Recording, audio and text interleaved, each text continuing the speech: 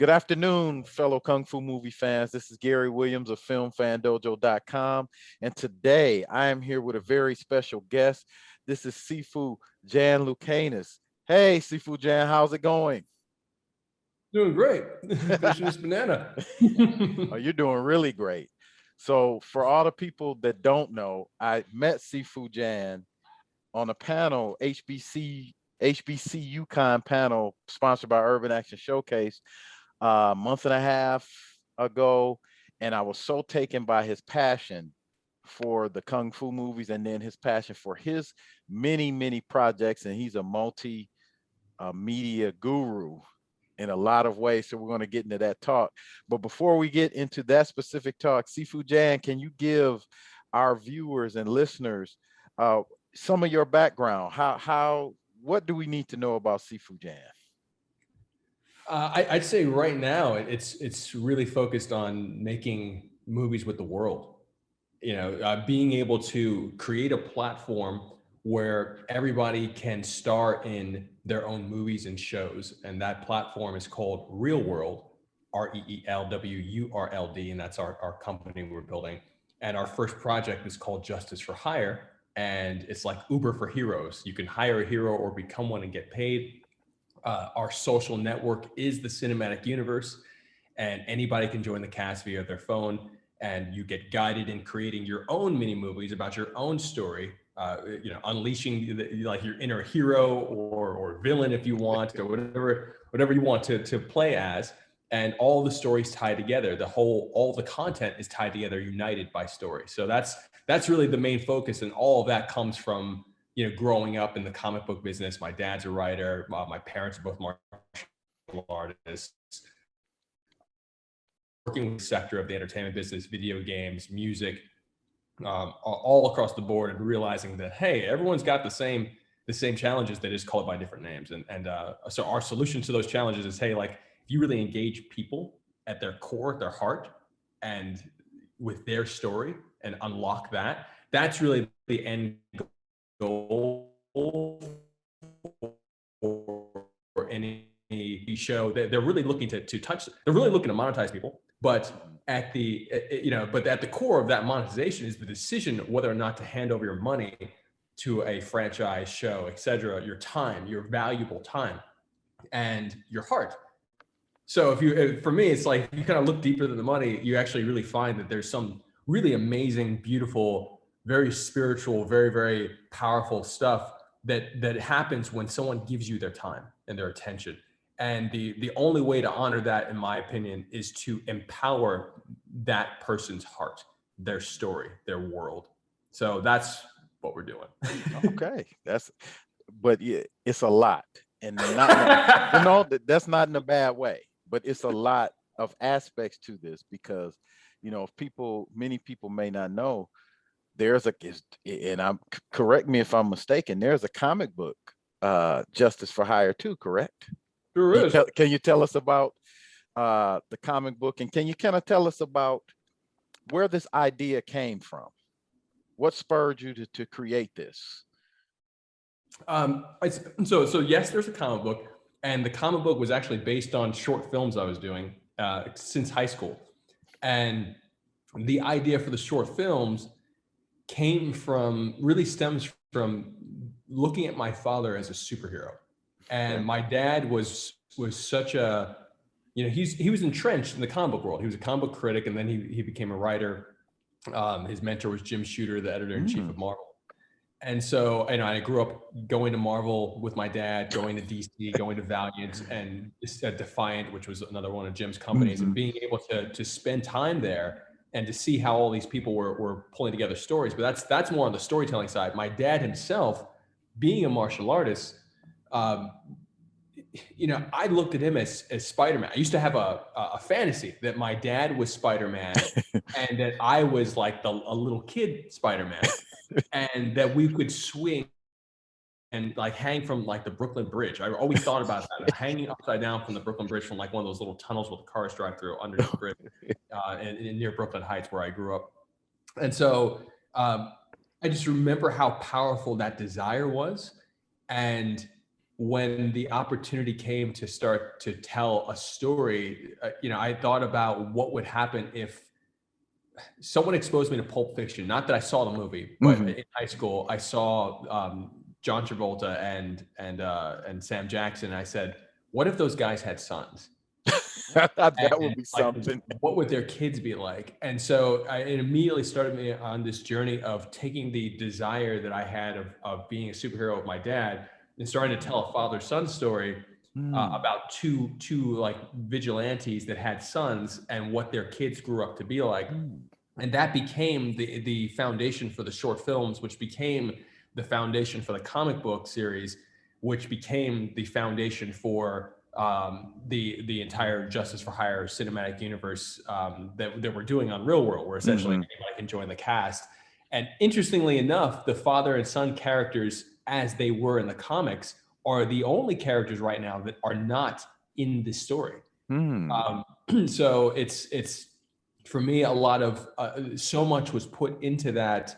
I think that as a creator, you can use something to develop yourself and your skills, and then that one thing that catalyzed it is the one thing that may not necessarily be a key component anymore. And so the father-son narrative, the characters were Ebony and Ivory. Everyone kind of thought they were the 1970s play, and I was like, no, it's actually more about yin and yang. And we got so much emphasis on the naming of the father-son characters. 2 generations of Ebony and Ivory. We just kind of, I said, you know what, that's not the narrative that I want people to get to focus on anymore. I want them, and maybe those characters will make it back in. So we'll figure it out. Okay, that's very interesting and very creative. And you mentioned skills, and I want people to know you got some skills. Okay, you were the push hands champion from 2000, correct me if I'm wrong, 2009 to 2011. So there's push hands. I'll just clarify what that means. I was the coach and captain of the U.S. Tai Chi push hands team, which is the grappling aspect of Tai Chi, from 2009 to 2011. And we took the team to a bunch of golds. Myself, I got the silver at the 2010 World Cup. So I lost the gold by 1 point, which means I need to go back and get it. But prior to that, I had 2 gold cups at the Tai Chi. In 2004, I had 2 gold cups at the World Championships in Taiwan and the Tai Chi grappling. Our whole team swept a lot of golds there. So it's a big part of my life, and the talent pool in the United States is very, very low. Meaning that there is not a true understanding of what the grappling aspect of Tai Chi is. It's highly underdeveloped here. It's highly developed in Taiwan. The best players in the world are in Taiwan. We're very close. I consider him a ally and a rival. The 16-time world champ who's out there, Chen Zicheng, and he's great. So yeah, it's a huge part of my life. And before that, I fought Sancho. So I had in college, I fought boxing, kickboxing, wrestling Sancho for Li Tailang on his New York international team, and just getting hit in the face and having terrifying experiences where there helped me a lot with grappling stuff. So cool. Now for people like myself who are not familiar with Tai Chi push hands or Tai Chi grappling, can you explain, as best you can to us who are like ignorant of it, exactly, just explain like what it is as best you can to us laymen. Sure. So Tai Chi push hands, I like to call it mindful wrestling. And there is a system, like this amazing system that spans from single person exercises all the way up to multiple 2-person exercises of varying speeds. And you start out slow because you're building. I mean, anyone who does personal training, for example, knows the power and the importance of time under tension to really develop the physique that you might want, the strength and the physique, and the dense muscles. So Tai Chi, while it does have all these amazing, like there is chi, there's all this stuff that is not part of the Western, really the Western mindset. And I think that's where people get tricked up, is that like when someone starts talking about chi, it sounds like, you know, this woo thing. And then you have people that want to be gurus that, you know, essentially want you to believe that woo thing. And you get this whole different experience rather than the true practical human performance tool that Tai Chi actually is.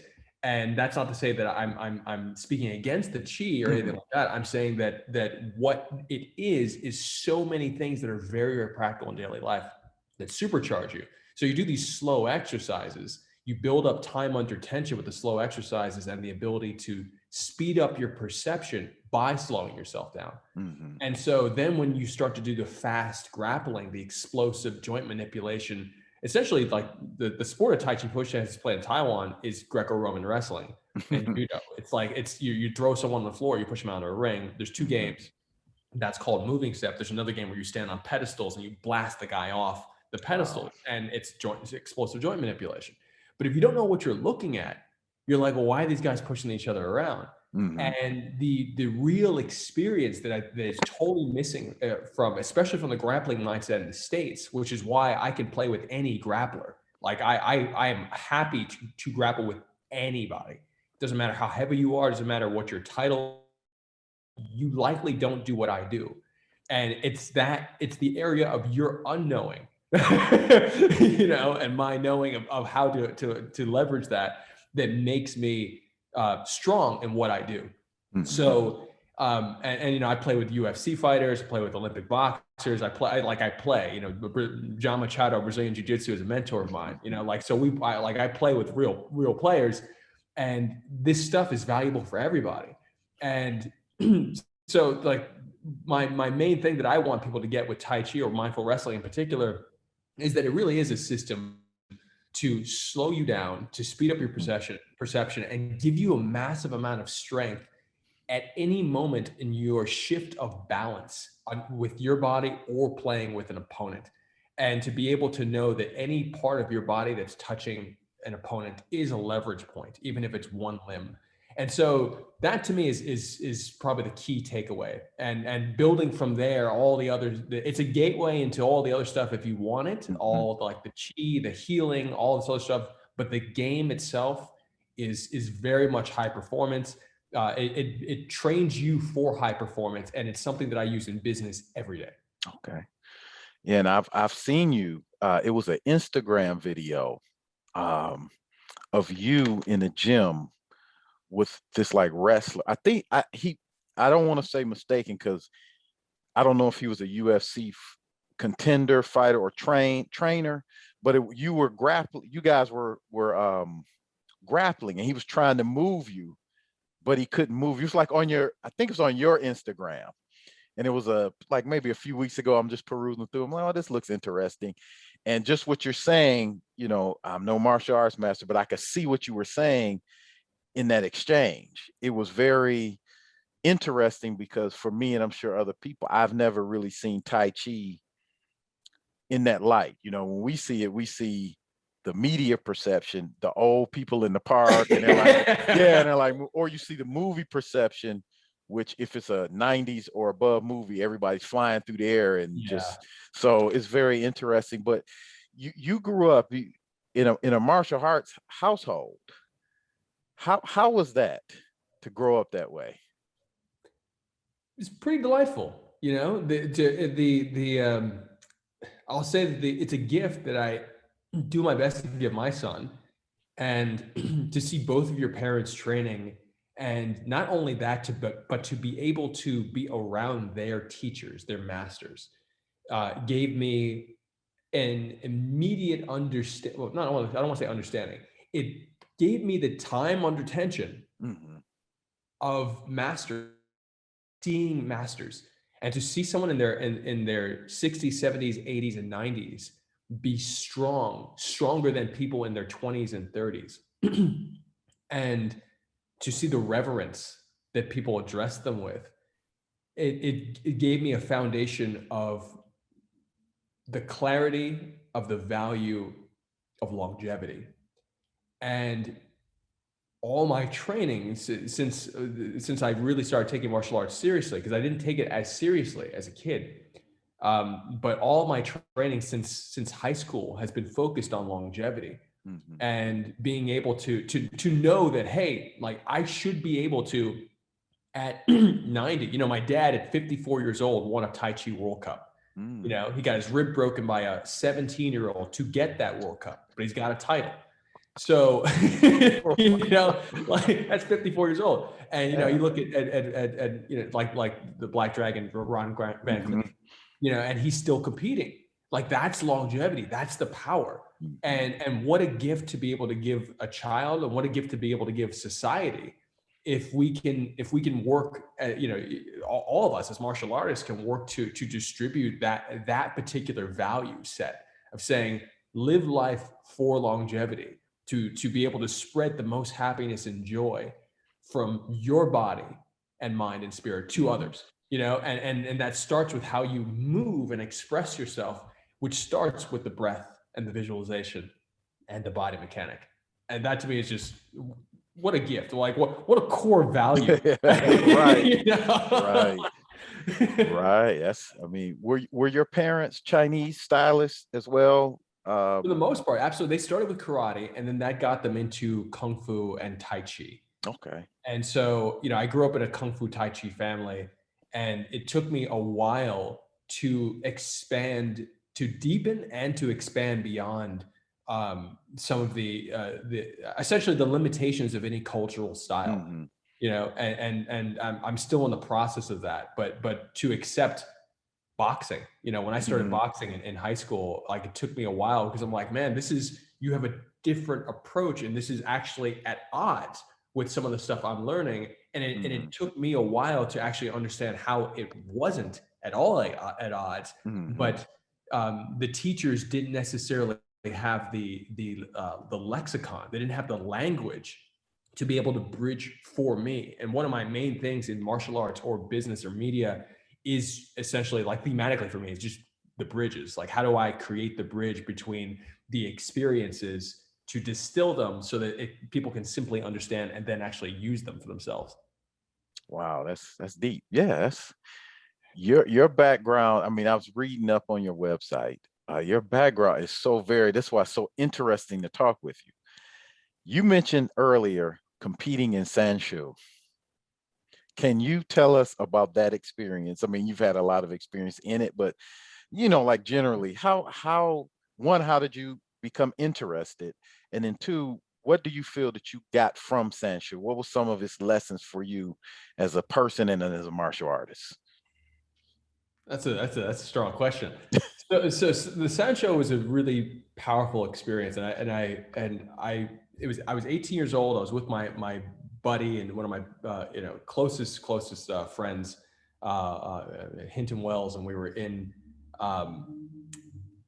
Chinatown, because, you know, I grew up in Chinatown, New York, and spent a lot of time there, and you know, we go eat, and we go to the kung fu store, and you know, like that's part of what you do. You know, and we saw this you know, little flyer for the Kung Fu Strike Challenge that had Ryu and Ken on it. Okay. I was like, what is this thing? But it speaks directly to me. And I was 18 and I saw it, and we're like, hey, let's go and let's train for this and let's fight. And I had never fought before. I returned to martial arts when I was 15. I returned to training. And so, you know, between 9 and 15, I did not train. I actually I lost a fight, got beat up by like an entire family, and like denounced the martial arts. It's like a whole thing. So, so at 18, from 15 to 18, like I don't consider that a lot of time under your belt in terms of, you know, unless you're really focused on training to fight. Like I was still just getting into the spirit of the martial arts again. So I had to learn quickly how to spar, and I was already sparring, but I needed to take it to another level, because I was like, okay, I'm going to go into my first tournament, and all I wanted to do is win a round, you know, in front of my pop. I was like, I just want to win one round in front of my dad, and I'll feel good. And you know, I was at the USA Shaolin Temple at the time, and my dad had his own Tai Chi school, and there was already tension between that, like me doing Tai Chi and the teacher not necessarily thinking the Tai Chi, the monk at the USA Shaolin Temple, who's wonderful, Xian Ming, he's great. I actually love him. you know, it was his perspective that someone my age should not be doing Tai Chi, that that's for when you're older, which in my opinion is completely wrong.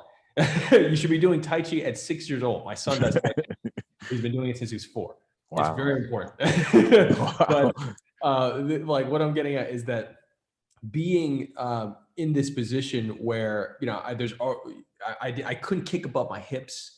So I need to start doing yoga and to get my hips more flexible. My mom was like, "You can't kick that high. You need to go to yoga with Joseph Penna." And you know, he's still my only yoga master in New York. And so, you know, I started preparing. We started sparring anybody we could. And, you know, I got there and we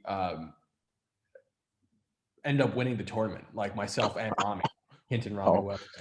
And we were, every stylist that won was an internal practitioner, which, you know, like including Novell G. Bell, who is the Black Taoist, and, you know, he's a Bakwa stylist. So he became the captain of that team. And, you know, to make a very long, detailed story short, which includes me getting kicked out of the Shaolin Temple and going to, you know, train with Li Tai Lang in Corona, Queens. There was a lack of care for me. We were, you know, this was semi-pro, you know, we got a little allowance. We got, you know, our travel covered, you know, like we were getting, you know, like I was feeling good about, I'm like, oh, wow, like I'm going to go and fight pros. Like I won a tournament for my first time fighting. And now I get to fight the pro Beijing team of Sancho, which we did. We fought them twice. And there was just like, my father had to step up, you know, as a coach at one point and take over because a lot of stuff happened, man. It was really, really intense. A lot of like, I would just flat out call it lack of care and potentially corruption. And getting an instance, and that's not to say that I don't have like deep respect for everybody involved. I have deep respect for all my teammates, for all the people who came and challenged me, because I had the most coveted position on the team in terms of weight class. So people were coming like nationwide to fight me, which was terrifying for me because I didn't have people who cared enough about, you know, like a fight team. I didn't really have a fight team. I had my buddy Ian Morgan, who was my first fight choreographer, who's a beast, who's champion these days. But you know, he helped a lot, and I learned a lot. I was just thinking about Li Tai Lang last night and his side kick and front kick. I learned so much from all these people, but I also learned that the fight game can be dirty, and that as a kid in college, I was at NYU in film school and training, you know, my martial arts, but also like, yeah, like being around all this creativity and recognizing like, you know, for some people, the fighting is the way out. And there's a passion there that I deeply love and respect. But if I keep fighting, that's not my way out. And whether you want to call it out or up or whatever direction it is, like fighting for me was not something that I needed to do outside of a handful of experiences. And I still intend to that handful is not over. I've fought technically 3 times. I fought at I mean, you know, I fought many people, but at 3 events. I fought at 2 of the 2 of them were the pro Sancho team in Beijing, from Beijing in New York at the Maritime Hotel in 2001. And prior to that was 2000 at the also the Maritime Hotel for Li Tai Lang's qualifying tournament. So I still want to do a few more fights and MMA fights. And I absolutely plan to do that, but that's not something that is like, hey, I need to do this next year or the year after. And it's, you know, fighting is entertainment, you know, like there's the martial arts side of it, which is the spirit, but the actual promotion of it is entertainment. So for me as an entertainment professional working on what I'm working on, I'm like, I'll fight when I'm ready. And I will set the terms of my fight, because, you know, I know guys right now that are dear friends that are pro fighters that are having trouble, you know, in the game because of the way the game is set up. And the game and the fight game is actually set up the same way the music business, very similar to film business, very similar to TV. They're actually all really similar. So if you just kind of look at it and as a martial arts style, you know, if you really look at style and say, okay, well, every style essentially has like foundationally like the same core mechanics, then you can kind of say, okay, well, I'm going to apply, you know, whatever's gotten you to the height of your particular discipline, you can apply to every discipline. So that's kind of my mentality with returning to the fight game. But it was, your question was essentially like, how was it? And it was great. It was formative. Me getting kicked out of the Shaolin Temple was a huge part, one of the greatest gifts I ever got. One of the most painful experiences I ever got, in terms of feeling like I was a part of something, and then having to walk away with dignity, and to then have the responsibility, or not the responsibility, the inner feeling where I have to recreate the temple everywhere I go. And so that to me, that temple experience was, I'll send anybody and everybody. If you want to train Kung Fu, go and train with Xian Ming in New York. It's an amazing, the USA Shaolin Temple is phenomenal.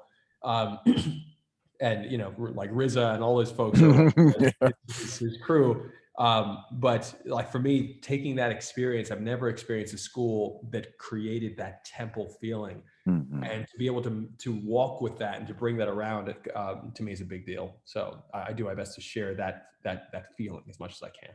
Oh, that sounds wonderful. I mean, wow, that's a interesting experience.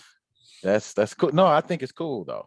It's cool. And then I wanted to just expound on something that you mentioned about a lot of these industries having a similar foundation or a similar way of being, because you mentioned this in one of your YouTube videos about people creating their own platforms or using their skills to create. Can you speak more to that? Because I think that's kind of the point that you're making with a lot of these industries being the same, and finding your center to create what you manifest, what you want to create. Can you tell our audience about that? I think you just said it. I mean, well, it sounds better coming from you. Oh, I think that's really the core of really life, you know, from my perspective at this point. And my perspective is constantly evolving and expanding, hopefully. And so, you know, I think it's so important to be able to find your center line. And there are, you know, just the whole concept of the imaginary string from the top of the head, which happens in martial arts, happens in yoga, happens across the board. There's all this data now. I just watched a CEO open his Zoom meeting with establish the imaginary string, breathe deeply into the base diaphragm. They call it the diaphragm, but you actually have 3 sets of diaphragm. So like, you know, when you say base diaphragm, you get more specific. Like there's, you know, the lower dantian, 3 finger lengths below the belly button. So like, but essentially imaginary string lifts you up, find your center line, and then building everything you do from there. And to me, that's just so important metaphorically and practically, because whether you're training or you're making a decision in life, because your training should prepare you to make any decision in life.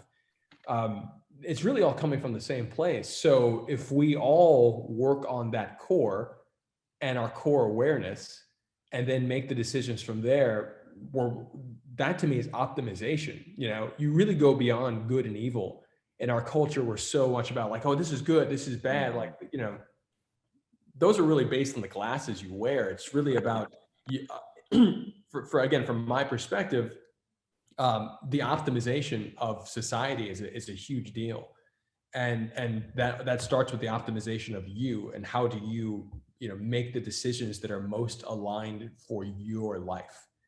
So, you know, that this is a philosophical conversation, but it becomes very practical when it comes to like what you're going to do next. Literally, like, you know, right after this interview's done, what I'm going to say next, what, you know, what you're going to ask next, what a person's going to go and do after this. So it's like it's as heavy and as light as that. It's a very good way to put it. It's true. So your philosophy seems to be, and correct me if I'm wrong, it seems to me to be practical and theoretical.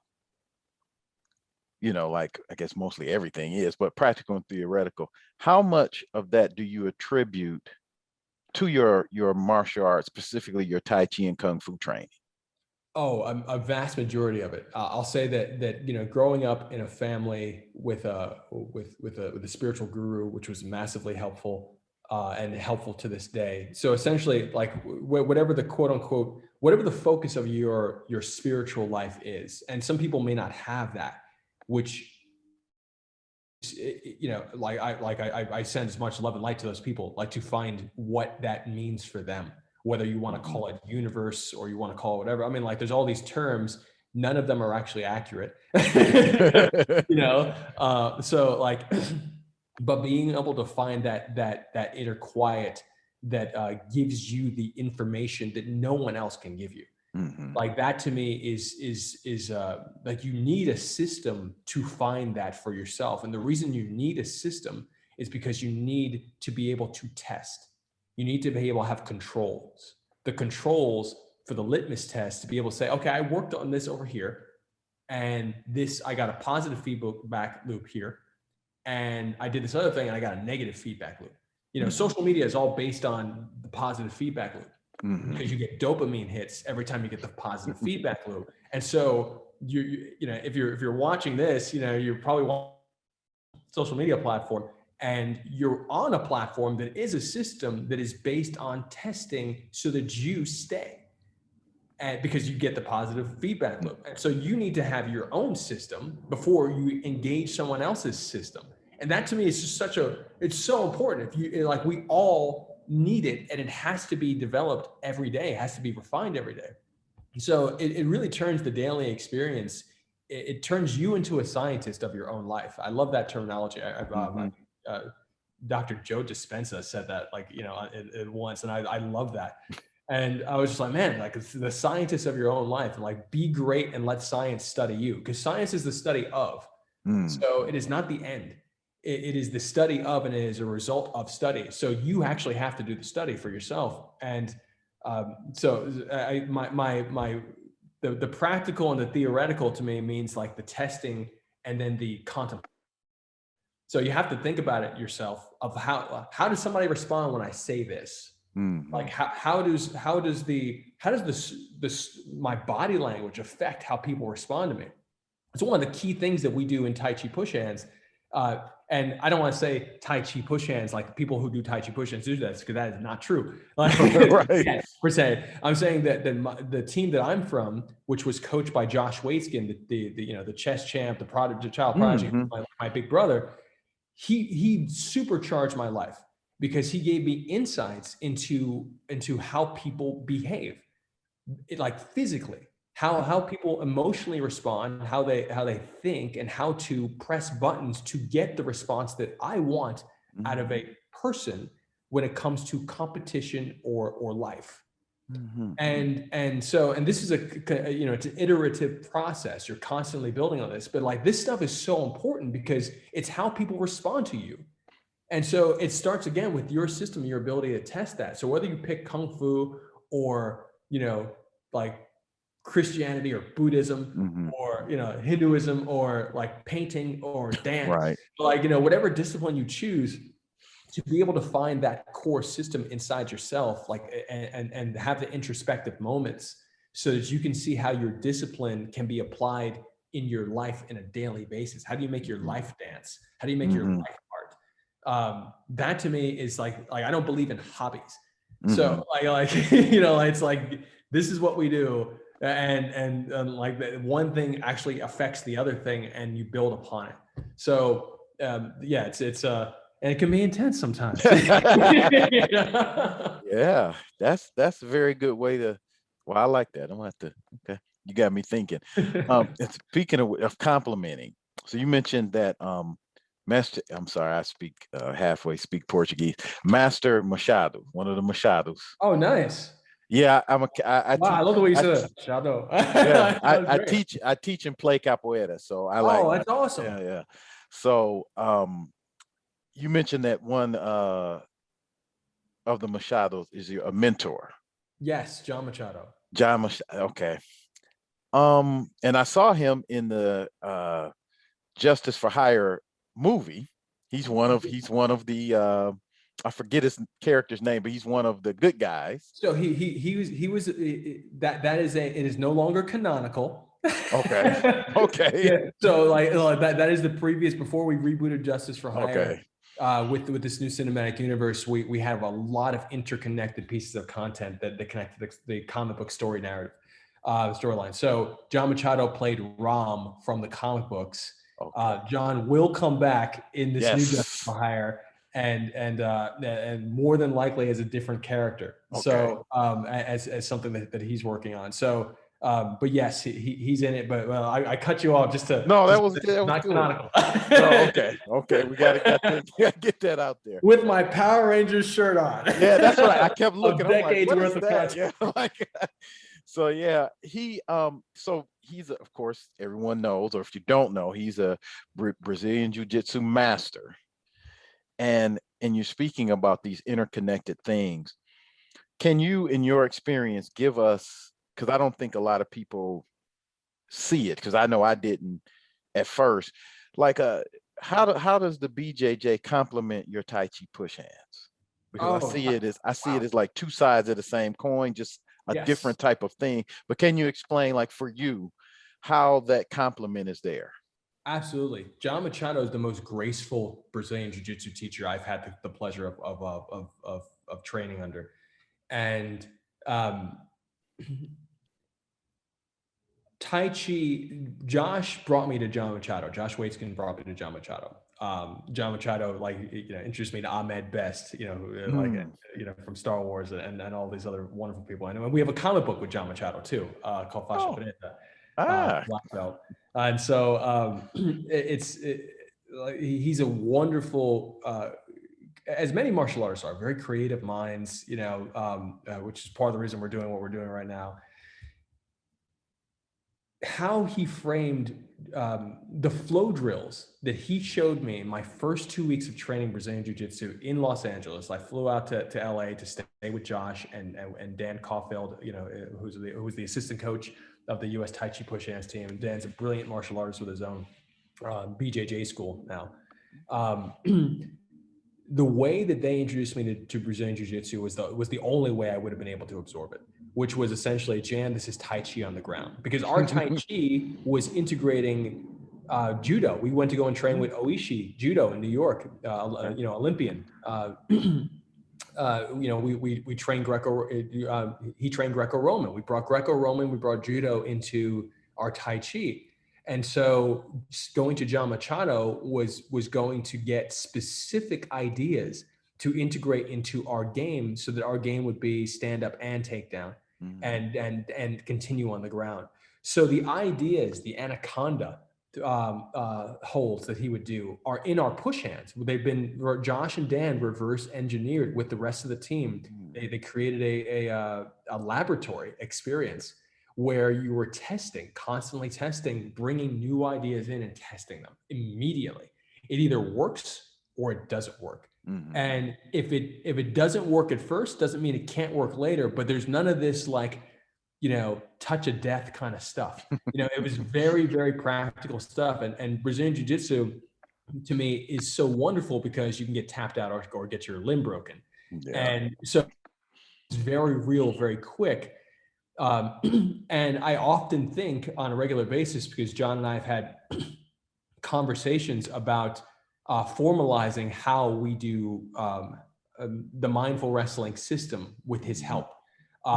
So that's something that we've talked about in the past, and creating a belt system for the Tai Chi push hands mindful wrestling perspective, to be able to build out a more Brazilian Jiu-Jitsu style hierarchy. And when I say hierarchy, I don't mean that in the egoic sense, like, oh, I'm the red belt here, right, which is a phenomenal movie, which needs a recut. Okay, we're gonna talk about that next now, because I need to talk about it for real, because I've already talked to John about that. I do want to talk about that. Okay, but like, essentially, just getting to it, John Machado brought in so much to my perspective of push hands. By doing jiu-jitsu on the ground, by seeing one of the greatest moments John Machado I've ever seen, of any martial artist in my entire life I've ever seen, is John Machado, probably in 2005, 2006, a K1 Max fighter flies in to train with John. He's training this guy in a next big fight. So he comes right from Japan, gets off the plane, comes to the studio, and I'm there with Josh and I'm with Dan and Ahmed, and like everybody's there in the room. And the fighter walks in, really sweet, like very true gentleman, real martial artist, true gentleman. I don't know the fighter's name, but I can get it. And he asks, and I love the eye contact. This is one of the most important things for me personally as a martial artist, is the eye contact with the teacher and being able to challenge respectfully your teacher. It is one of the most important things I've ever seen in any in general as a discipline, is how you respectfully challenge a teacher. And so he asked John to play with him in front of the whole class, which puts, for most teachers, you don't want to get beaten. Like a lot of teachers don't want to get beaten. It affects this, quote unquote. And I have no problem getting beaten. I'm like, hey man, beat me up and then let's put it on YouTube. People have asked me to take videos down. I'm like, why would you do that? Like, you let your students know that you're real and that you're a human being, and you have to lose to win sometimes. Yes. Like, you have to learn something. The loss is the gift, and then you learn from that, and then you go and win. Then you show other people how to win. And so John accepted the challenge in front of everybody. And it was a long match. I mean, they were rolling around. It could have been 15 minutes. Wow. It could have been a 15-minute roll. And when I say a 15-minute roll, I mean like with a world-class athlete that is in peak conditioning. The guy was training for a fight. He was in peak conditioning. So John tapped the guy out with a chicken wing. And, chicken wing. Yeah. So he tapped the guy out with a chicken wing, and sitting up, they're both sitting up, and he does this thing. But it was just amazing to see him in the midst of all this type of pressure. I mean, he's a world champion, obviously, himself, the whole Machado brother, the family, the great. But to see that, and to see how open-hearted he was, and for him to finish the guy, and then say to the entire class that his conditioning is at the highest level, but it's not about conditioning, it's about the technique. And the patience, and to a certain extent, like the physical conditioning, when you put quotes around it, like, you're really talking about like the physical, like, okay, this guy's explosive, he's strong, his muscles are great. But then there's a mental conditioning. And this is my perspective, these aren't John's words, but like John has the mental conditioning, the time under tension to bring himself to a place of quietude, and to really hear it, to listen, to find those moments, to set up how he gets to his win in front of all of us. And that to me is just so powerful. Like, what a powerful message to your students, that it's to be able to do that, to be able to win. It's not about the win, it's about the message of your posture, of your awareness. And to me, it really just drills right back down to that sense of core. Like the decisions you make every day, literally every word that comes out of your mouth, every thought you create, word that comes out of your mouth, every deed that you do, that really has to come from that sense of quiet, your ability to listen and to make the decision that feels, like, not thinks, but feels right. And if we all did that, then the whole world would literally look different. It'd be a big difference. It'd be a big, in a good way though. Big difference in a good way. Yeah. A lot more smiles too. Yeah, a lot more smiles. Yeah, we do. And before we get on, because I want to talk about red belt. Oh, we have to talk about red belt. But I want to call John Machado right now. That would be nice. You're talking about red belt. But I want to give him a shout out, because he's done something that not a lot of BJJ people have done. They've done it since, but he was one of the first. Remember, he had a video on integrating capoeira takedowns with his BJJ. Oh yeah. And not a lot of people, it used to be some tension years ago between capoeira practitioners, Brazilian capoeira practitioners, and BJJ practitioners, in Brazil years ago. But when I saw that, it really made me feel good, because he was very respectful, and it like you said, it flowed right into what he was doing. Oh yeah. And I could tell he has that ability to kind of see things that complement his BJJ, and he can see in a big picture sort of way. So I want to definitely give him a shout out for that, and thank him. You should talk directly to him, because I'll It'd be definitely nice. connect the guy. He's amazing, and I remember him telling me about I didn't know about those tensions. So this was probably like 2007, 2006, 2007. Yeah. When he was telling me about this, and it might have been a few years later. But what I'm getting at is that he would bring capoeiristas in, and as a matter of fact, the guy Chadwick Coleman, who created the Faixa Preta comic book, who drew it and wrote it with John Machado, was a capoeirista. And so there was a lot of collaboration, and John was very vocal on recognizing the value between the systems. So I think that's absolutely spot on, and I'd be interested to hear more about that story. So I would too. To Cool. Now we got to get into red belt. We got to. I'm with it. All right. So your thoughts on red belt? What, from your perspective, you're going to have an interesting perspective on red belt. So red belt to me is one of the greatest martial arts films ever made, and perhaps the greatest martial arts film ever made in the United States. And because of the spirit of it, and not because of the editing of the martial arts, which is what John Machado and I recently spoke about last year, because everyone was on the Snyder cut. Give us a Snyder cut. Like, give me the Machado and Mamet cut of red belt, and because there's amazing stuff. I mean, like, folks are in red belt. There's a ton of people in red belt, because like a ton of great people train Brazilian Jiu-Jitsu. And John's always talked about how they shot all this amazing stuff and choreography. Like, please recut red belt. Yeah. Please just recut those action scenes and put it out. Like that makes no sense not to do that now, especially. Right. And so I would just love to see that. I even offered, I'm like, look, man, I will edit that. You just let me know. I'm here to help. I don't have much time, started. Let's get a petition started, because I'm serious, man. Like, I would. I'm serious. Let's do it. Yeah, please. Let's, this is, to me, it's a really big deal, and I would love to get David Mamet involved in that petition as well, because it's such an important movie, and it one of the challenging things and I think in American culture is like the clarification of like honor for teachers, and like that movie just drills down on what the spirit is. There's a spirit of surrender and gratitude and dignity that is and very much graciousness to your fellow practitioners that Chiwetel brings with his performance. I think it's what's Alan, I forgot the Alan's last name or Alan's name.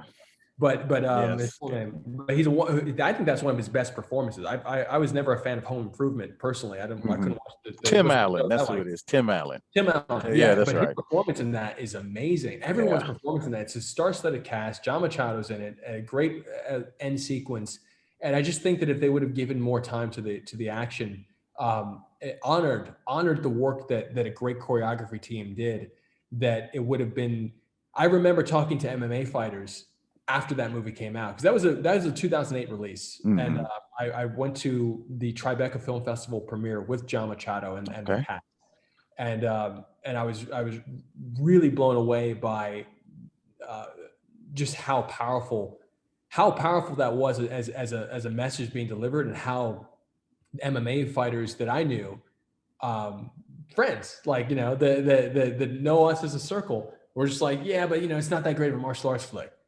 I'm like, oh man, we're missing the point here. But right. Yes, I understand what you mean. Like, I really want those folks to be able to appreciate it, because like when you make a movie like that, there's so many layers. Like when martial arts just has so many layers. You have people who are in it for the spiritual reasons. You have people who are in it for community reasons, because they want to be around other people and they want to be like doing something fun. Then you have people who are in it for the physical. Then people who are in it for because they have anger inside. They need to channel it, and they want Mhm. to fight. They want to win. You have all these different. There's a spectrum of people that come into it, and I think when you make a martial arts film, you actually have to be aware of what that spectrum is. Like, even what we're doing right now with Justice for Hire, we were known in the comic book form, and then all the content around that, animation, like live action, etc. We were known as the most downloaded. I mean, like we were, and factually, we set records as the most downloaded martial arts comic book series. Mhm. So, for us, we have a foundational martial arts following. And now that we're doing the reboot, the martial artists have been asking on YouTube, where's the martial arts? Right. And so they're like, well, like this isn't nearly as martial artsy as the previous stuff, because the previous one was really more so of a modern kung fu movie Mhm. told in like a Hollywood fashion. And all of that, like I had to realign myself and say, well, hold on for a second. What is the spirit of what and then let's layer action on top of that. Okay. And so, like, I'm still in the process of I'm saying all this to say that I'm still in the process of following through with what I just said about a red belt or any martial arts film, which is that you need to, when you're creating it, you need to be aware that martial arts contains so many different personas. Yeah. And ideally, you can serve something that speaks to each one of those personas, so that everybody can get something out of it. And they also want to potentially return. Because a great martial arts movie, you come back to. The Matrix, the first one, is a great martial arts film. And you go back to it because it's so many layers. There's so many layers to it that you can keep on discovering. And so Red Belt to me is actually, having watched it within the last year and being like, oh my God, this is still amazing. It's actually more amazing. So I'm like, okay, this is a great martial arts film, but it needs to be taken to that next level, hence petition. So I'm gonna start a petition. I'll include everybody on. I'll send it out. I'll start it today once I leave this. Oh my God. I'll just go to one of the petition sites and start it and send it out, and maybe we can put it out there. On all my platforms, which I don't get a zillion views, but maybe we can build some momentum, because it is an excellent. I mean, the acting in there is really what drew me in. The acting in there is no one's. You know how we see some of the movies, and over the top is okay sometimes, but it's not okay all the time. And this one, no one was over the top. Everybody was kind of measured, but measured for their character, and that really was very, it drew me in, the martial arts, of course, and the martial arts environment. But it's like, wow, this is, I remember watching it in the theater, and I'm like, really, like I'm in that world. And like nothing else, the person that's kicking the seat behind me, I'm not really paying attention. I don't even think I ate the popcorn, just sat there, because I'm like really in this world. I'm like, this is, I left the theater saying, this is really like, it was an experience. Like I very rarely have those anymore with movies. This was like, 100%. What did I just watch? Like, but not in a bad way. It's like, wow, this is kind of reminds me of how it was for me back in the day when I first loved Kung Fu movies. It's like total immersion. And nothing else mattered. So with that point, what are some of your other favorite martial arts Kung Fu movies from any era? It doesn't matter. We just recently watched Ghost Dog. Oh, I was, and Xian Meng is in that. My Shaolin Temple teacher. He makes a cameo. He's the old man who spin kicks the guy in the alley. And when when you're talking about that feeling with Red Belt, that first film that comes to mind to me that also pulls you into a world that's an experience, because there's a lot that goes into that feeling that we're talking about right now. And that feeling it's for what I work on from the startup standpoint, like with the company Real World, what we're doing with Justice for Hire, and like what we think about a lot is the formula. Like, what is essentially the math behind delivering an experience to and helping someone else create an experience. So when I watch these films these days, I'm rewatching them because I'm actually looking for patterns. I'm looking for the math. then I actually have to write down and break down the map, which then gets we have conversations about that with our technology lead and with even more people than that. So red belt is red belt, Ghost Dog, Matrix. I'm trying to think of anything else that was made in the States. The first Ninja Turtles movie is actually pretty spectacular. Yeah, oh yeah. Teenage Mutant Ninja Turtles movie is another one. And the majority of my martial arts cinema experience really started with my parents and Shaw Brothers. Mm-hmm. So for me, it takes me time to think about the American films that really strike me as martial arts cinema, because I really do think they're actually few and far between.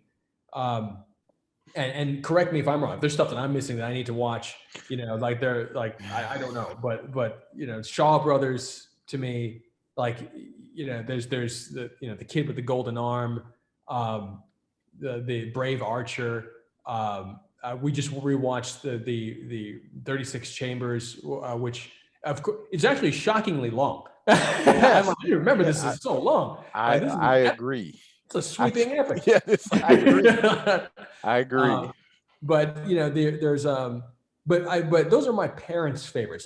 They would take me as a baby to the Pagoda Theater in Chinatown, and when that was a thing, and they would watch the double features and triple features of martial arts films in Chinatown. So I grew up in that, sleeping to martial arts films. But when it comes to me personally, resonating with something, it really starts with Jackie Chan and Winners and Sinners. Oh yeah. And Winners and Sinners to me I need to rewatch it too, because it brought a level of modern urban drama, the environment. It was so, growing up in New York, I want to see Kung Fu in the setting of New York. Mm-hmm. So seeing how they use Kung Fu in their environment, in that 1980s Hong Kong action cinema with Sammo Hung, Yin Biao, Jackie Chan, the Lucky Stars team, that to me was the pinnacle for me creatively of from an inspirational standpoint, as a child. It's really foundational stuff for me. And that scene where they fight in the diner, and he kicks the guy out the window. I just referenced that because we were looking to find a Kung Fu sound. We didn't use it though, but we were looking to find a Kung Fu sound that made it into Justice for Hire episode 4. We needed one little sound of an impact shot. And I'm like, no, it can't be a sound from anywhere else. It has to be a Kung Fu movie sound from one of those films. And we just need one split second of it. And then we need to kind of DJ remix that. Yeah. So we did that.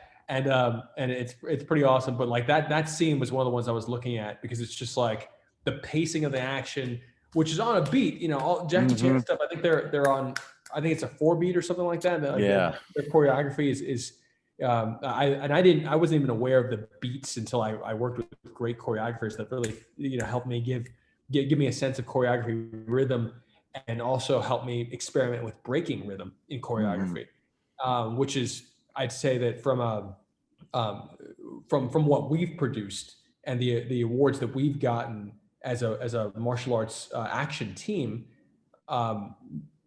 they've mostly come from broken rhythm choreography. And it was very, very intentional on our part to look at Jackie Chan and look at, kind of say, okay, well, how do we do it now in America, and not just in America, but how, when you have a bunch of people who are martial artists, but some of them are actually street fighters that have that go into fights on the street on a regular basis, and you talk to them and you're like, okay, well, how do we we really had to look at street fights. We had to really look and say, okay, well, how do you really apply your martial arts in the street? And then how do we take that mentality and bring it into choreography? And so there was a lot of that. And if you watch some of the old stuff that we did, like JFH Brawl, which, predates the Raid, in terms of highly specific shot for shot, tying together kind of stuff.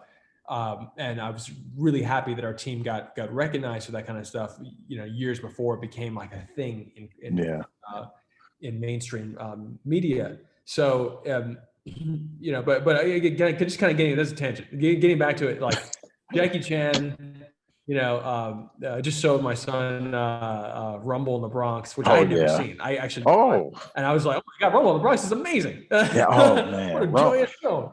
Yeah. One of my, I mean, when I speak about Wheels on Jackie Meals Chan, yeah, I can't say like one of my favorites, because it's like, how do you, for me with Jackie Chan, I don't like, if I say one of my favorites, I'm like, well, but no, then this one. Then you think, well, no, then this one. I just like Jackie Chan. That's what that's what I say now. Police Story 1. Oh man. Oh. And, Police Story 5 is amazing. Yeah, it is. I love Police Story 5. Yes. Like, and what's that young actor's name? Like the guy that he was like the young guy, the cool young guy in Police Story 5. And he's amazing too. And I used to talk about him all the time. Yeah. Is it Daniel Wu? And no, Daniel Wu is also in it though. I'm talking about Andy On. I can't. Okay, I need to look it up because I can't. I'm looking it up right now. Okay. Story, because he was like the Nicholas Say. Okay. Yes, he was the heartthrob. Yeah. He was the heartthrob of the time. And I was just like, yeah, I need to see another Nicholas Say movie. Oh so man. I feel like yeah, I like him. Yeah, I mean, Jackie and his crew are.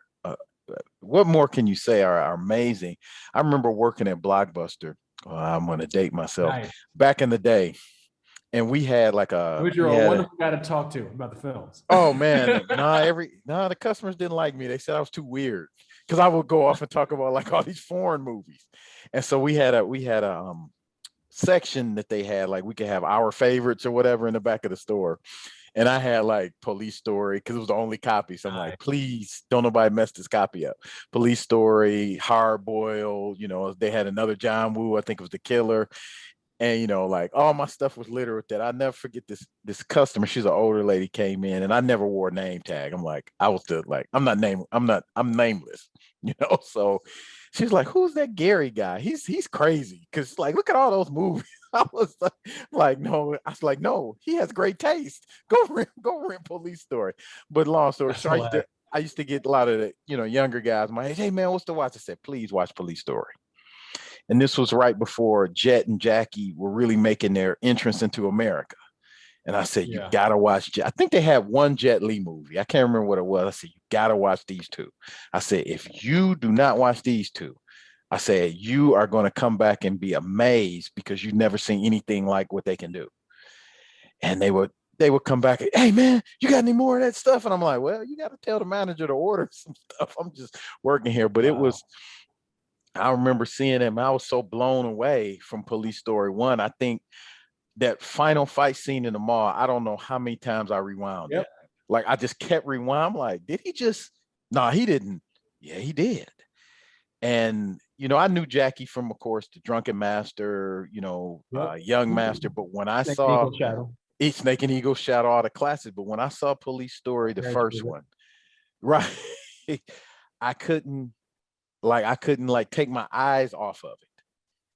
And it's one of the ones to this day I can watch all the way through still and like, wait, I didn't see that. Did he just? I think that's got to be my son's next Jackie Chan film. Yeah, I mean, that's man. And then part 2, all the police stories and, and of course we cannot miss Sammo Hung. I mean, that's another, I mean, wow. One of my favorites. Oh, yeah. I still need to watch the film that he directed, the Oscar, the one that he directed about his childhood with Jackie Chan in the I've never seen that, and I need Painted Faces. Man, that's an excellent movie. I never saw it until I got my hands on a good legitimate copy last year.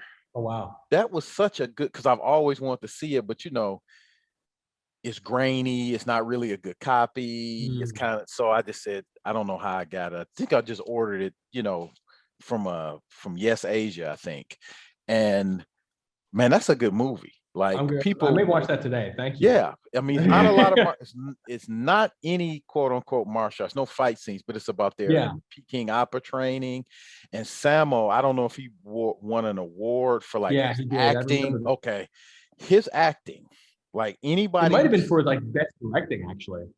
really, because it was a great Yeah. movie, but his acting was like he embodied who, like I could feel his teacher.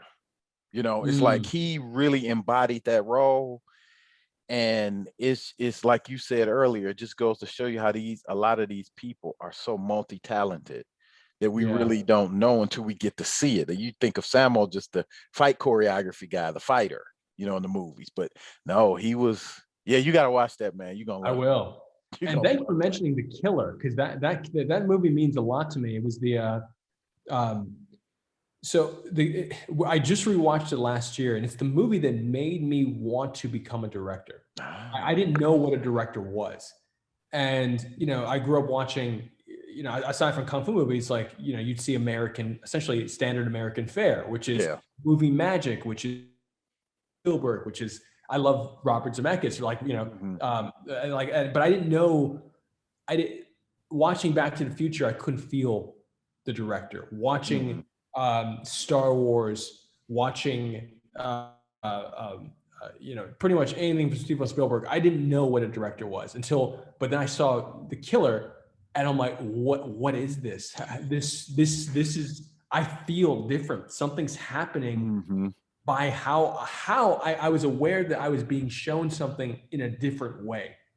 And and it was a formative moment, and it came from my dad going to Defiant Comics to work with Jim Shooter, and the guys there were like, hey, you need to watch John Woo. If you love Mhm. action, you don't know about John Woo, you need to watch it. This was like 1993 or 91.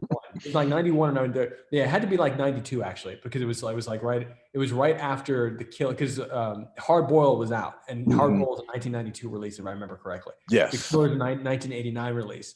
So, I was like somewhere between 9 and 11 years old when I saw this. And so I think it was 11 years old. I was 11 years old when I saw Mhm. it. And we thought The Killer was going to be Hard Boiled. Okay. So the guys were hyping up the wrong film, and my dad brought The Killer home rather than Hard Boiled. And just something in it, besides knowing that I was being shown something differently, there was also something that resonated with me, which actually very personal. I think I was going through some pain at the time, and Mhm. I think that my parents' divorce was going to come up at some Mhm. point. So there was like internal stuff I was dealing with, that I was relating to the pain of the character in a certain way, and the anger of the character in a certain way. And watching The Killer last year, quite honestly, oh my God, I like this movie. which I mean, like, I love John Woo, but it was interesting to feel the difference between that version of me that was inspired to become a filmmaker because of that film, and the version of me now. And this kind of brings us back to the concept of being the scientist of your own life and running Mhm. tests, because you're going to change over time. Right. And so I was recognizing, like, wow, there's a lot of amazing things in here, but there's also things that I'm no longer feeling inside myself. So I'm Mhm. not as attached to it as I was previously. However, movies Seven Samurai from Akira Kurosawa, I watched again last year, and I was just like, oh my God, Mhm. there's still something in here for me personally to dive in. And so when I say these things about like The Killer, etc., um, I'm really talking about movies as a tool for internal transformation, which is actually Mhm. what they really are. And they're not really entertainment, because entertainment is not really entertainment. You're always programming yourself. Mhm. So it's Yeah, so like when I that's look at these things, and I'm like, hey, whatever music you listen to, whatever game you play, whatever movie yeah. you watch, Oh you're yeah. actually programming. And so when you really look at time under tension, energy expenditure, etc., and how we condition ourselves with anything that you take part in, it's going to have ripple effects throughout your body, like Mhm. physical, there's a bunch of data on that, your body, mind, your spirit. So when I watched The Killer, I was like, whatever I needed from this film, I got, and it pushed me to here, and I still hold it in reverence, but I changed. And now there are other things that I have to look at to keep the steps going. And so, but then I look at something like Ghost Dog, where Ghost Dog originally, I always felt the vibe of it, but I didn't really love the movie. I just loved aspects of it, and I love that hero track, the soundtrack, like that song. I love that. But then watching it again, like earlier this year, a few weeks ago, I was like, oh my God, this is actually like, I need to pay attention to Ghost Dog because I'm watching a lot of Charlie Chaplin right now. And I'm like, Charlie Chaplin is one of the most modern things I'm watching because of where social media is going. Like a lot of stuff that Charlie was doing back in 1919 is actually very similar to where we're going with content format. So I'm like, okay, like, and I watch Ghost Dog, and there have these title cards in there with these messages that pre-frame the next scenes. Yeah. And I'm just like, oh my God, man. And like that last line, I don't, the spoiler alert, like the end is important in all things, you know, like with the little girl and, you know, pulling the trigger and the guy reacting, even if nothing comes out, like that kind of stuff, that poetry. Like I'm talking about that anyway. Yeah, that's good. No, that's what we want to hear. Killer. Yeah, that's what we, you know, want to hear, and you make a lot of interesting and true points. Now I'm thinking about when I watch certain stuff, because it's some stuff that I used to love, and now I watch, I'm like, okay, but it's not that same. I'm like, okay, you know, I'm like, I might, like you said, like an aspect of it, like, oh, that was cool, but then I'm like, it's the same feeling you have. I'm like, yeah, I used to watch this. Like that's how I'm like, you know, and it's just because I have changed. You know, I've gotten older. I won't say how much older from them, but I've gotten older, life experiences, and then your perspective, particularly if you, I think if you're a martial artist and you really study, your perspective like changes. I mean, even for me in capoeira, what was once important to me inside the art is no longer. It's important because it's part of the art, but it's not of a personal importance. Other things, and I do feel that my personal capoeira has gotten more internal. Like I'm more feeling about things of the interaction between me and someone else, as opposed to just being able to do this move. Like I felt I've gotten away from just being able to do this sweet move, but more like, okay, that's nice, but what's more important is just minute interaction where we have a point where it's not a fight, of course, but that person could have pulled me in that takedown, and now my reaction is I have to escape in a method, in a way that puts me in an advantageous position, either defensively or offensively. And so that's when I train personally, that's what I train. It's more important than back in the day. So when I'm watching movies, the same. I'm like, God, I used to like that. And it's not that I don't like it, but I'm like questioning, like, why did I used to like that? And now I'm looking, I'm like, it's okay, but it's like, So that's super interesting. Like, I love that you just drew the parallel between your tastes in film and your what you value as in your martial arts training, because that exact parallel you just drew to me is the value of recognizing of a human being, or us as a culture, recognizing entertainment as a mirror. And if we understand that when we look at something that we like, that we're entertained by, we're actually seeing something of ourselves in there. And that thing that we're seeing of ourselves in there is actually, it's not just us seeing it, but something comes back into us that we need to spend time contemplating. Yeah. And you actually need to look at that and figure out how it speaks to you. What does that help you do from an evolutionary standpoint? Like okay, there's something inside here that I need to think more deeply about, because it's going to affect my behavior. Yeah. And behavior with the world, and what my purpose is in the world. And if you contemplate that, find, being the scientist in your own life, like, test your theories, get the information back, it will change you. And then the thing that you watched, you can look at as a previous version of yourself. Yeah. And as the new version of yourself. these two versions of yourself looking at the same thing. Like, I used to like that because of this, but now I feel like this. So what is next? Yeah. And how can I keep on peeling away the layers of the onion to get to that core? Because when I do that, I get brighter. Life gets better. Yeah, and you get happier, and you're happier. But I think sometimes, I think this is important that you, as a multimedia creator and a filmmaker, fans need to hear this, because sometimes I would feel guilty about not liking something that I used to. I'm like, why don't I? And I would try to force myself, like, why don't I like this movie anymore? Wow. Not it's I don't like it, but it just doesn't speak to me like it once did. Because even some old kung fu, I'm like, that was like, I used to really like, and I would feel guilty. Like, what is am I wrong for not liking this anymore? Or not, it's not necessarily not liking is a bad word, but not being affected like I once was by, like, okay, it's all right, but I might not watch that again. I could not watch it again for another 10 years and be okay, And I felt so guilty. Like, why am I abandoning, especially when it was kung fu movies? Am I like abandoning kung fu movies? Dude, you're blowing my mind. Yeah, I'm serious. And I never really understood it, And even some stuff that I like, or that's modern, that I watch, that's in a vein of something, and I'm like, I'm not feeling this. And then I would feel guilty. I'm like, but it's martial arts. I'm supposed to like it.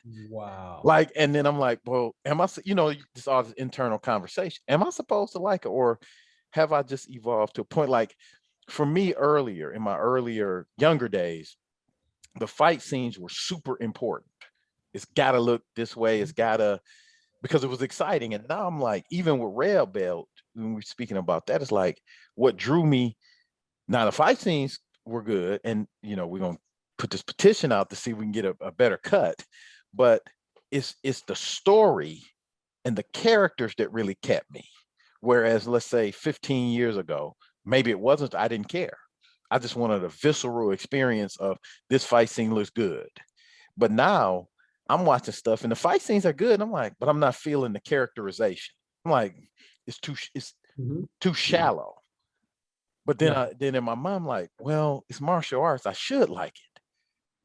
I should want to see it again. And I'm like, no, I don't. I still want to see some good martial arts, but I want to see a character develop, because maybe I'm developing in my life too as I get older.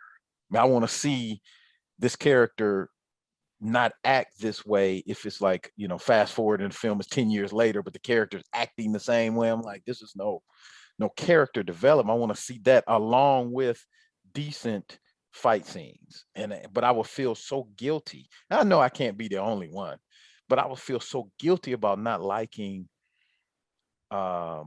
certain things that I used to like. I'm like, why don't I like this anymore? It's just interesting. That's super powerful. And what you just hit me so hard, because this is what I like. What we're talking about is literally what I have to work on every day, which is essentially figuring out, looking deeper into what fandom is. Like, that's really my daily experience. Like, and I'm very, very grateful for that, because there's so much power in us, and in each and every one of us. And it sounds cheesy, but it's actually like, it is the absolute truth. Like, it's like even science, the study of, will tell you that, like, there's this massive power in a single atom. Yeah, true. So it's just like what you just said in terms of the guilt, the guilt of fandom, the guilt of community, and feeling that you are a part of something, but you're only a part of something if you agree with these things. Yeah. And if you don't, if you, I mean, this is the challenge it's the challenge of religion. It's the challenge of so many different disciplines. You're not a kung fu stylist if you do these things. Yes. Like to go beyond style. What Bruce Lee says, like, to be water. Like, one of the interesting things about what Bruce Lee says is that, like, to be water, to go beyond style, from my experience, you actually have to know style to go beyond style. Yo, I totally agree. So yeah, totally agree.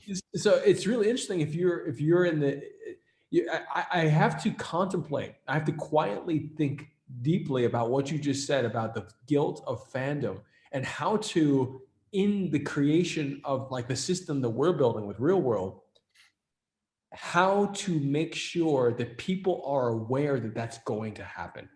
Like, Yeah. you really just hit me hard, because if you can let somebody know that, hey, you're going to love this, you're going to find inspiration here, and then one day the things that serve you here will no longer serve you, but that's okay, because we're going to have another level for you to go, and you're always going to be able to find a higher level. And even if you leave us, you are still one of us, because you are seeking the highest version of yourself, and that makes you part of our community. That, to me, is something that you just inspired in me. So thank you so much, because I need to talk to our whole team about that, and it's a huge deal. So Oh, you're welcome. I'm just thinking, and you know, something you said, I'm like, I just couldn't figure out why I would feel this way. I mean, it's been recent, man. I've seen MCU movies, and I go back and try to rewatch. I'm serious, like Ultron, Age of Ultron. Oh, yeah. I tried to go back and rewatch it. I really tried. And I got through about half of it, and I said, I just can't. And it's not that it's a bad film, it's just something. And I'm like, I can't. And I just cut it off. I'm like, I can't. I don't know why. I don't know. You know, I couldn't really put my finger on it, but as I'm watching, I'm like, I'm just not feeling this like I did. Very specific perspective of what the MCU meant for culture, or means for culture, and where culture is going because of it. Oh, let's hear it. So, like, I totally know exactly what you're talking about, because to a certain extent, these movies, you know, like, what has Marvel really done that's amazing? Well, you have Black Panther, which is, in my opinion, potentially the greatest superhero film of all time, and if not top three, but it could be, because of its importance for global culture, could be the most important superhero film ever made. And so that's one. Then you have the introduction of a shared universe, which has been around since the monster movies of the 50s, at the very least, if not prior. But the formalization of the best practices of story world building, which are in the comic book, Marvel and DC's comic book storytelling principles. Really, more so more than DC. Marvel was from its inception a little bit more dynamic with that. Yeah. So you have this the story world introduction, which is two, shared story world, and then essentially you have what, I don't know. Third to me is kind of like interchangeable of essentially saying, hey, we're really great at picking wonderful filmmakers and casts and putting them together and bringing lots of joy. So, like, I love that. You know, like, I love that. So maybe those three things, like, they're consistently bringing the joy. You know, they brought the shared universe model, and they made Black Panther. So, but like, outside of that, like, I really look at these movies, especially with some of the, there's a difference between movie and TV casting, and it's not really spoken about a lot. But there's literally the physical faces of the people that you would choose to be on a television set traditionally are different than the types of people you would choose, the physical faces that you would choose to be on a film screen. And I feel like a lot of their casting choices have been, going against that to a certain extent, but also light just ran out, so I'm just gonna. This battery just ran out. But what I'm getting at is that there's essentially I think these movies are putting us in a position to recognize. Steven Spielberg. I'll put it this way: Steven Spielberg and George Lucas said that the superhero film was a fad, and I disagree. That it would pass like any like the cowboy film, etc. Like, it would just be a passing phase, and then it would come back. And I was like, I totally disagree with that. The reason I totally disagree with that is because what superheroes mean in terms of the timing of culture for us watching them, when you look at these pictures as mirrors, like, humans have gotten to a point, and this is undeniable at this point. Everybody's evolving. COVID was a great example of the amount of internal, people had to go inward. And the repercussions of people going inward will be felt for the rest of our lives. Yes. So what's happened with the superhero culture is it's actually set us up for a hero's culture, to shift from a victim culture or from a blame culture and into a hero culture where people are actually becoming the heroes in their own lives. And you're seeing this across marketing. You're seeing this in so many different sectors where like, you can be the hero, your story, all this other stuff. Like, everything that I've been like, essentially my life's work, which I'm putting in the real world, is setting up for this moment. And I'm so grateful to be here because I'm just like, man, like, this is awesome. Like these superhero films are reminding us that we're all together in a shared universe, that we all have the power to step up and make the world, like to change the world physically ourselves. And so when you have that type of example, it goes beyond fad. If you look at what's happening with like Gen Z and younger right now, in terms of how they've taken the superhero culture to heart and brought that into their narratives. Yeah. And it's like really, really interesting. Like we've gotten to a point where consumption in media has become so it's so deeply woven into us that now something's coming out. And what's coming out is happening. TikTok is just the beginning. Like TikTok obviously was Musical.ly before that. It's been around for a very long time. But TikTok exploding last year is just the mainstream culture seeing what's been bubbling. And so I see the superhero film, I see MCU as essentially having given us, because if you look at the Marvel comic books, they're kind of the same thing all the time. Yeah. And so like Marvel and DC comics, like God bless them, like they've been the same thing for a very long time. And so they're constantly telling these stories, and they're telling you more and more and more. And like, and DC is I think DC has the biggest opportunity in films, honestly, because of their foundation in essentially as heroes, as gods. Yes. I think that heroes as gods is actually going to be a major shift in the coming 10 years. But right now, like with people just starting to recognize the hero inside themselves, the Marvel model is really only valuable for us catalyzing something inside of ourselves. And so like, that's when you say, hey, I'm watching this movie and it doesn't feel the same.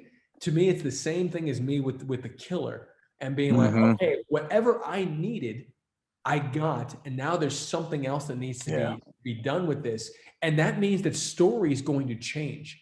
Like the model of storytelling is going to change. It's not going to be the same hero's journey model.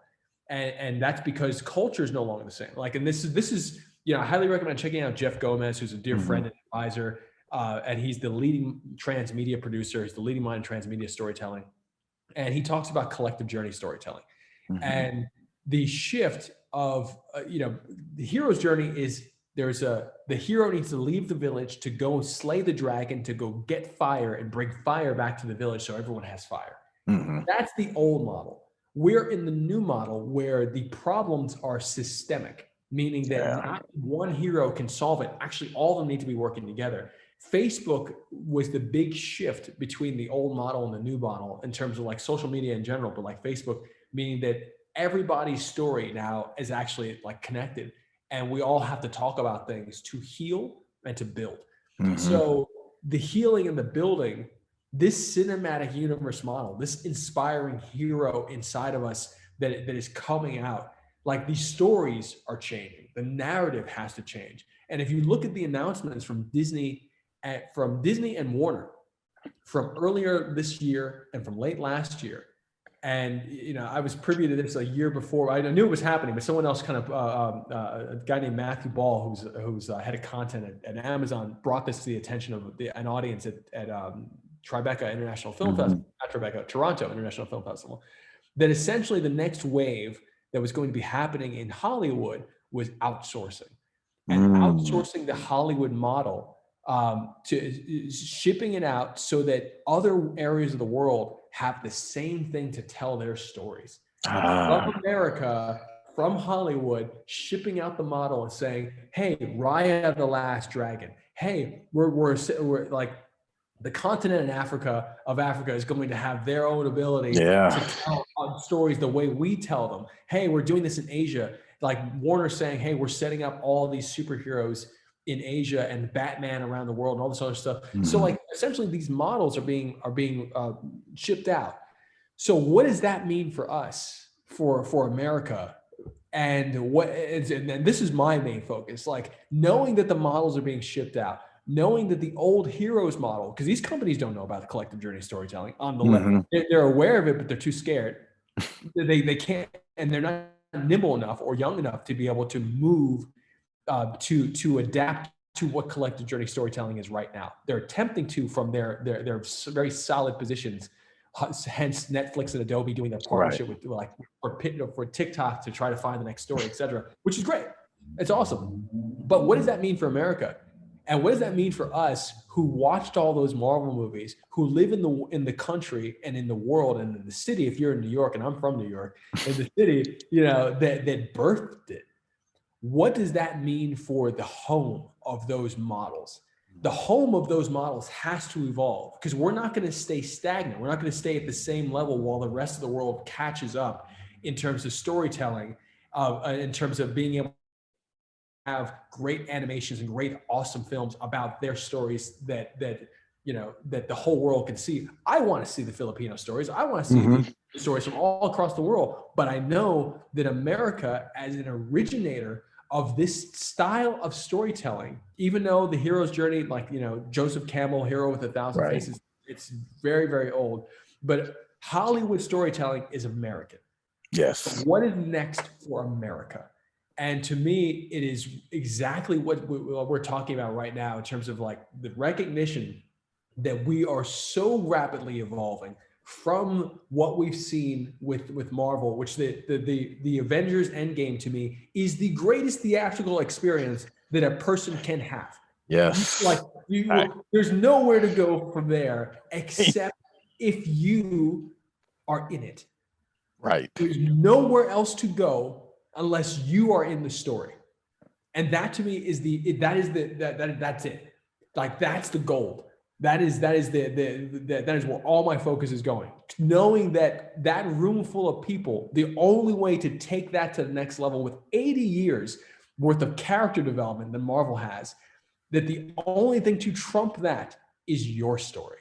Because your story plus my story plus their story together on screen changes us. Yeah. And that to me is the future of filmmaking. Yeah. And look, that I agree, because we evolve so quickly. Like So if someone wants to be a part of Justice for Hire, tell the audience how that can happen. What do we have to do to be our own? Went off there. No, that's right into what that's right what we. So Justice for Hire, again, it's a cinematic universe that we're building with our community. Anybody can join. It's the first production from Real World, which is our startup studio. It's the first social film studio. We're making movies and shows with the world. Justice for Hire is our first show. You can go to justiceforhire.com and you'll see the link to the app there. It's a web app that you can access right from your phone and download right directly. We circumvent Apple and Google this way. We will launch on Apple and Google, Apple and Android eventually, but right now we're doing it via through the website and through our own web app. So, but essentially that site has tons of assets. It has the series that you can watch. It has assets that you can download to make your own versions of the story. But when you go into the app, which is at justiceforhire.app, you become a character. You choose your role as a hero, a client, or villain. Again, Justice for Hire is like Uber, but for heroes. You can hire a hero or become one and get paid. So that premise and the app unite our heroes, are now worldwide. Since we've gone viral on TikTok, we have heroes worldwide. So we're all united on a single app, and we're telling stories together as our own characters. And as the weeks go on, like we're going to launch something today. We're going to launch a new functionality today. Cool. DM, direct messages. So as the weeks go on, you'll see more and more functionality added to the app. And it was going viral on TikTok that really pushed us to even launch early, because we were like, oh, we're not done yet, but you know, there's all these millions of people like looking at us, so let's do something. And so now we're At 7.5 million views later, we're like, okay, cool. Let's, we're still building. So episode 4 comes out next week. Those first 4 episodes are like the starter pack that allow, that essentially give the audience a sense of how the universe works. And we want people to be able to watch this. And if you've seen the last couple of weeks, we have a partnership with Watch the Hate, which is, focused on, addressing the anti-Asian sentiment that's out there right now. We're like, well, hold on for a second. How can we, fictionalizing solutions to real world problems, which is part of our theme, like this is all fiction, but how do we use story, knowing that it's a mirror for ourselves? How do we use story to ideate, to think about how to solve problems in a different way? How do we use the hero's culture, the hero side? And that means some people, one person did a martial arts action scene. Someone else, chose peace and meditation and Tai Chi, rather than fighting the person that has brought negativity to them. There's all these different ways and solutions, but I'm a big Star Trek fan. So, when I say a big Star Trek fan, I don't mean I'm a fan of the franchise that is managed by people I don't know that are not Gene Roddenberry. I'm a fan of Gene Roddenberry's vision and as a visionary, the visionary brings a very particular, in their lifetime, a very particular energy to a property. They're the champion of the property. So Gene Roddenberry, what he did and what he accomplished with Star Trek: The Next Generation, to me, but the first, that was my favorite, but the first Star Trek, in terms of essentially creating cell phones.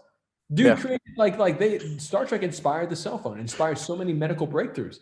And so if it wasn't for people looking at how a future could be, they wouldn't have taken action in now. And so for Justice for Hire, we consider it near future sci-fi. This is sci-fi that takes place days in the future. We're like, rather than 5 years ahead of time, 50 years ahead of time, Justice for Hire is about an app where we're all heroes, where your fellow human being can go and help you with a problem to help bring justice to the world, in a world that is rampant with cynicism and red tape that doesn't allow you to get the world to get the righteousness that it deserves at the moment that it's necessary. So like we're building a heroes culture, and again, it's a show. It's just a show, but it's so much more because entertainment is so much more. And so we're really looking at ourselves, and we want people to see themselves by becoming that. That is profound. So go to, what's the website? JusticeForHire.com. Go to JusticeForHire.com. Sign up. I'm going to sign up. I want a mask though, but anyway. I'm gonna. We have heroes with masks. I want a mask, man. I got like this crazy lucha wrestling mask. That's awesome. That's awesome. It's sitting right in this corner. Do you have a hero name? No, not yet. Okay. I was thinking. See, I got this 5 Deadly Venom mask that I got from the 5 Deadly Venom mask guys. I can't remember the names. At the Urban Action Showcase, I got a couple, but I was talking to the guy about making me one because I like call myself the 12th Venom, and everybody asked me about that. I'm like, it's not that I'm number 12. It's only 5 Venoms. It's like I'm the 12th generation in my own story. That's awesome. And so that's why I call it the 12th Venom. Oh my God, that's so dope. People ask me like, oh, it's only 5. I'm like, no, it is 5. But like this was set back in ancient China, so now it's now, and I'm like, 12 came to my mind. I'm like, I'm the 12th generation of the Poison Clan or something. So I'm the 12th Venom. That's so cool. But I was gonna have him make me like a personalized mask, but I can't think of any Venom that they don't already have. Just like not sucky, like a Stingray is like, okay, but this little Stingray will be on the top. It'll look like crazy. So I'm still conceptualizing that, but I do want the mask though. Have like the mask on, that'll be my hero name. Dude, so please let me, Nick, like I'm happy to, and I offer this to the whole community, essentially like development, like Hollywood development practices, before pre-production, et cetera. Like I'm here. So if you want to talk about developing your story and maybe before you go to camera, or like the development process to a certain extent, because what Real World is doing is truncating the entire life cycle of a film or television show into our processes. So if you, so I think there's value in you shooting a hero video as soon as possible. That being said, like I love this idea, and I would love to work with you in any capacity to build out. Because what we see with what we're doing is that everybody owns their hero in Justice for Hire. Right. Like you contributing to is not you giving away your rights for your property. It's actually, we're providing a platform where we believe we're going to find the next like 100 Deadpools on here. Right. Right. And because people are going to create their own hero, it's going to be awesome. Other people are going to love it. And then whatever comes of that type of energy is yours to do with it what you will. If you want your own, if you get a feature film deal with a studio, based on your character or is starring you, that to me is an ideal, and that's great for everybody. So my intention personally is to provide as much development processes as possible, so that your foundational story it has as much depth and interconnectivity so that other people can join in and build with you as possible. So that, like, I love the 5 Deadly Venoms. Someone actually approached us years ago because I still run a comic book company through Creative Impulse, my production company, and with a 5 Venoms property, and it was based on the 5 Deadly Venoms. And I was like, well, hold on for a second, this is really based on it. And I had to do the research and find out that Celestial Pictures owns the rights to all those old kung fu movies. So I'm like, well, I don't want to get involved too deeply with like pulling directly from the mythos. But you with the 12th Venom to me is like perfect. So like, yeah, let's do it. Yeah. I'm gonna reach out then, man. I got some ideas, so we'll talk. But I'm gonna reach out. That's good. See, this is a great conversation, and how can speaking of reaching out to you, how can people get in touch with you? I mean, I'm available. I'm all over social. Like at Jan Lucanus. Okay. So it's just my name. But essentially, and I'm super responsive, but I think the main, when it comes to like Justice for Hire and people like coming to us with, like their own ideas and building that out. I mean, we're even shooting in New York. We're doing, we'll be, COVID style, following some protocols, but we're shooting in New York in late June, early July. Wow. So we're actually centralizing a bunch of our heroes that are in the tri-state area to make cameos in, a part of an episode that's going to be in our first season. So the episodes 1 to 4 that are be out fully by next week. Again, they're the starter pack, but we actually shot an entire season of the show. Wow, cool. And that still needs post-production. But like we figured out, we're like, hold on, there's certain aspects that are not there yet that we need to integrate. So that's why we're shooting in July. Cool. That sounds great. June and July. So yeah, it's gonna be great. So people can actually be in it, and if you're on the app, you'll see within the next couple of days, you'll see a little button you can press, and you can reach out and say, hey, this is my hero name. I want to be in this piece. Wow. That is so cool. Well, thank you for doing that. This is going to be great. And I want to, thank you for your time. This was a great conversation. I definitely want to keep talking with you, beyond this and more, because I like your ideas. I like your positivity. And, we might have to do a part 2 of this one at some point in the future, because I want to get into some more martial arts type of stuff. But this has been great. I want to thank you again, Sifu Jan, for joining us. And I know people are going to love this. And this is the 12th Venom, signing off with Sifu Jan, and we'll see you soon. Peace. Thank you guys. Love you. Thank you so much, brother.